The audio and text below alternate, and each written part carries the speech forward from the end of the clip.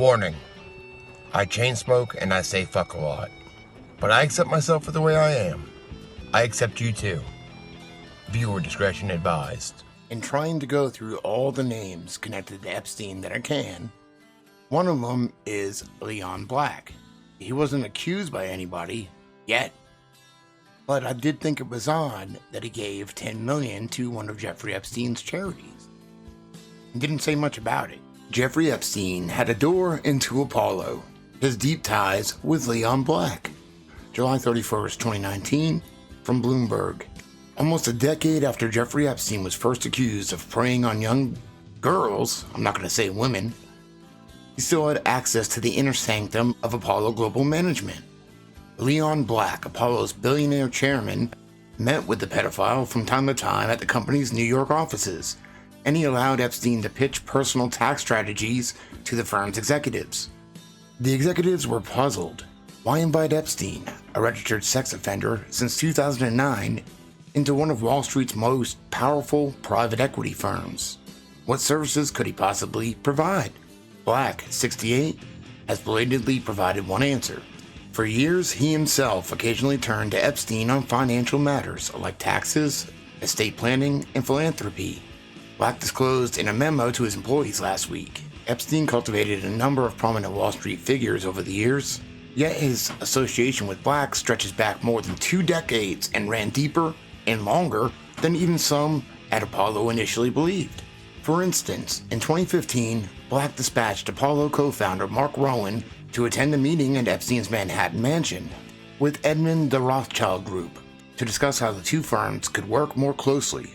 Arian the Rothschild and Cynthia Tobiano represented the European banking dynasty at Epstein's home, though no follow-up meetings or deals ensued. Quote, "I do not know what you are referring to," said Florence Gaubert, a spokeswoman for Edmund de Rothschild, adding that the bank has no business links with Apollo or Epstein.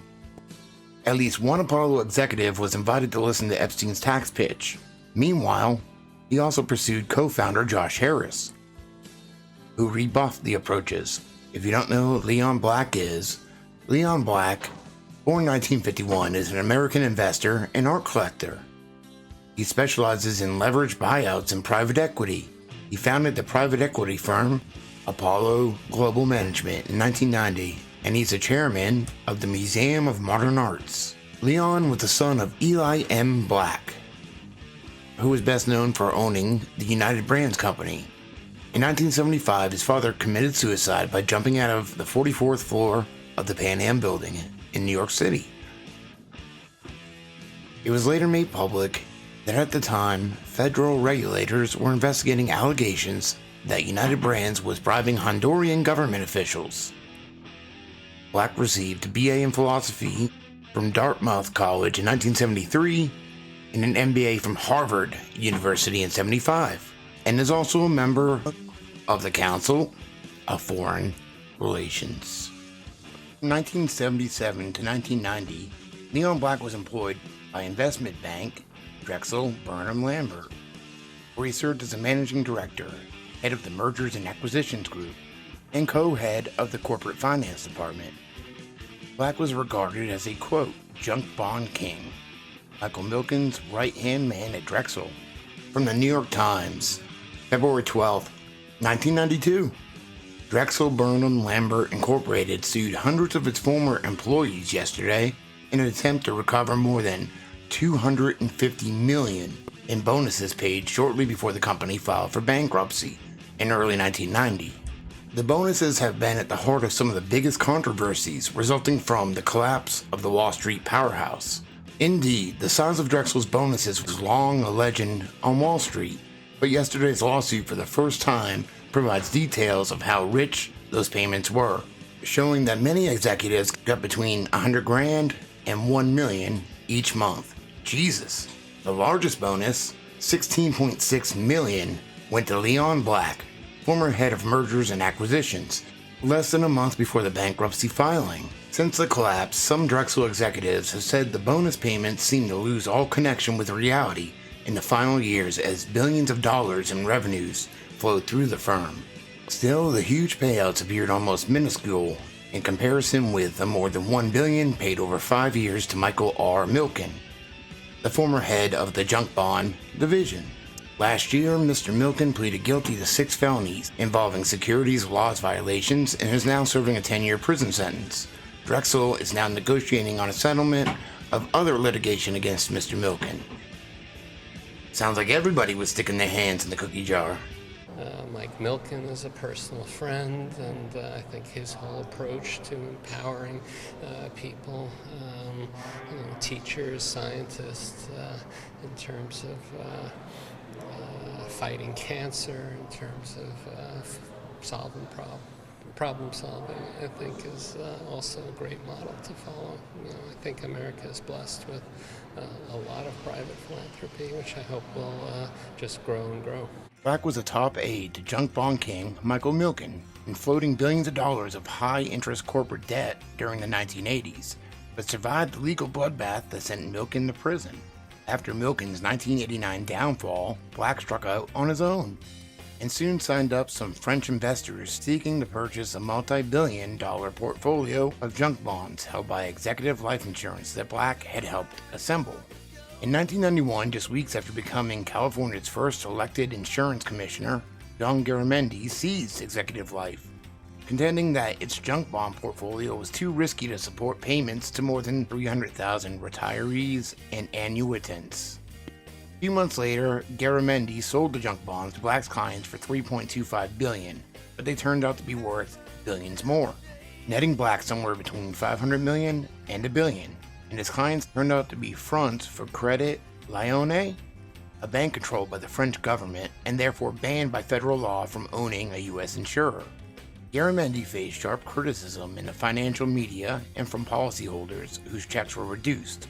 Quote, "Smart buyer, dumb seller," was a headline in an extensive Forbes magazine critique, concluding that Black had exploited Garamendi's desire for a big political splash. Decades of lawsuits, trials, diplomatic maneuvering, and other fallout ensued.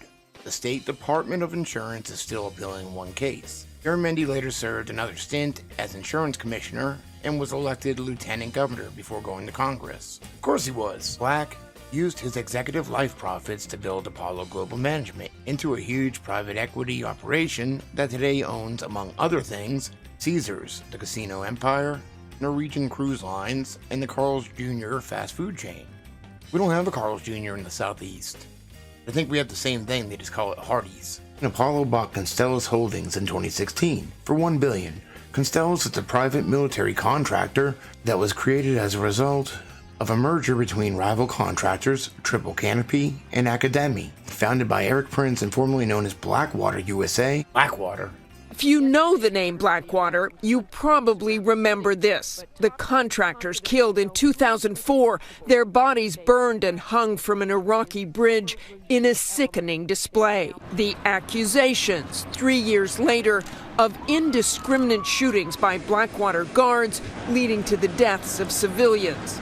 And then Eric Prince himself Please raise your right hand. called before Congress for a lashing. The beginning of the end for Blackwater in Iraq was September 2007, when several of its contractors were accused of firing into a crowd of citizens in Baghdad's Nisour Square after a car bomb had exploded a mile away. At least 11 people died, including a 9-year-old boy. In court papers, the government has alleged the guards opened fire with automatic weapons and grenade launchers on unarmed civilians. It was the incident that eventually led to Blackwater's expulsion from Iraq in 2009. During Apollo's earnings conference call Wednesday, Black responded to a question from an analyst about how the firm is handling the fallout from potential ties with Epstein. Quote, "We take this all extremely seriously," Black said. There has been a virtual tsunami in the press on this subject. It seems to be the gift that never stops giving for the press. It's salacious and involves elements of politics, of Me Too, of rich and powerful people, and my guess is it will continue for a while.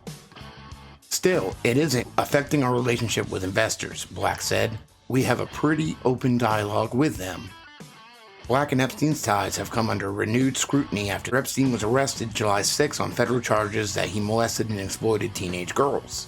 Black told employees last week that he, quote, was completely unaware of and am deeply troubled by the conduct that is now the subject of the federal criminal charges brought against him.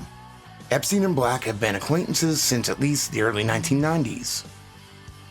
The relationship deepened as Black became one of the wealthiest, most powerful people in finance. Black is worth $6.5 billion, according to the Bloomberg Billionaires Index, having built Apollo, along with Rowan and Josh Harris, into one of the world's largest private equity firms. The company reported that it raised more than $12 billion in the second quarter, bringing assets under management to about $312 billion. Along the way, Black has become among the world's foremost art collectors, expanded his investments outside Apollo through his family office, Elysium Management, and became a philanthropist, with a particular focus on melanoma research after his wife Deborah was diagnosed with the skin cancer. Epstein was a director of the Leon Black Family Foundation from at least 2001, according to disclosure forms filed with the US government. His name appeared on these forms until 2012. That was an administrative error, a spokeswoman for Black said last week. Epstein was asked to resign in 2007, but records weren't kept up to date, she said. For 5 fucking years? Leon Black had retained Epstein as the sole non-family director of his family charity for at least 7 years leading up to 2008, tax records show. That was the year Epstein pleaded guilty to 2 charges of soliciting prostitution, one involving a minor. What is unusual, however, is that the Black Family Foundation, whose only 2 other directors were Black himself and his wife Deborah, kept Epstein as a director until the end of 2012, according to tax filings. Black and Epstein were still doing some business in 2015. That year, BV70 LLC, a charity controlled by Black, donated $10 million to Epstein's foundation, Gratitude America. On a few occasions, I donated money to certain charitable organizations with which Mr. Epstein was affiliated, and he made contributions to certain charitable organizations that are meaningful to me, Black said in the memo to employees. In 2015, Black threw a lavish pool party at his Hamptons estate. A source who attended told the Post he was shocked when he noticed that Epstein was among the guests. Leon had a personal relationship with Jeffrey, and I found it odd, the source, who was at the pool party, said. Why was what Jeffrey did not bad? The fact that the relationship endured, despite a media firestorm that has trailed Epstein ever since, shows an enormous level of intimacy and trust between Epstein and Black. You'd think if you ran a $200 billion firm, you'd distance yourself from a known sex predator like Epstein, noting that Apollo is among the largest and most profitable private equity shops in the world. The Black Family Foundation submitted Form 990-PFs for calendar year 2007 through 2012 that included Epstein as a member of its executive committee. 2007 was the year that Epstein struck his highly controversial plea deal with Alex Acosta. For the first 24 hours or so after the filings were first uncovered, neither Apollo nor Black provided public comment. Then, late yesterday afternoon, media outlets, including Axios, were provided with a January 2015 document, apparently signed by both Black and Epstein, saying that Epstein resigned from the foundation in July of 2007, several months before the plea deal was finalized. It also says that a copy of the actual resignation could not be found, and that his continued inclusion on tax forms was an oversight by the foundation's tax accountants, which was not noticed till 2013. Black's personal spokesperson declined to answer follow-up questions, including what exactly Epstein did for the foundation, or if he did other work for Black. He's generally referenced as a wealth manager, but there are lots of oddities in that background, with some suggesting he was more of a tax strategist. Black's spokesperson also declined to explain why the 2015 document was created in the first place, as it appears to have been attached to another undisclosed document. This is, at best, a very bad look for one of private equity's top power brokers, particularly given that this isn't the first time that Black's judgment in picking business associates has been objectively dubious. See Alfred Villalobos.